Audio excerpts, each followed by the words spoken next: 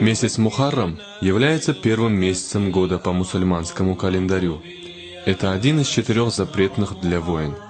О высокочтимости месяца Мухаррам говорится в Коране и Сунне, поэтому каждый мусульманин должен стараться провести этот месяц в служении Всевышнему Аллаху. Как мы проведем этот первый месяц года, так и пройдет весь год.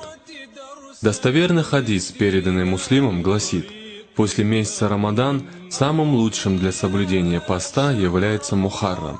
В другом хадисе, переданном Табрани, говорится: тому, кто постился один день месяца Мухаррам, воздается как за 30 постов.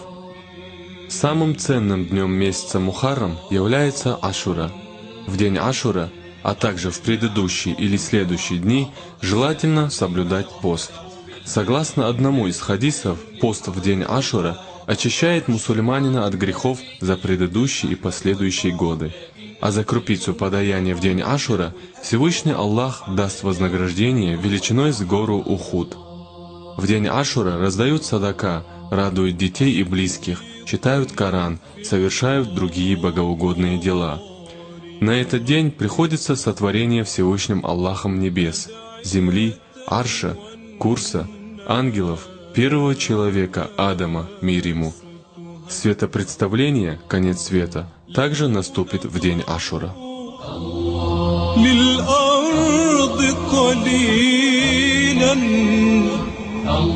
لرأوني ورأوك محمد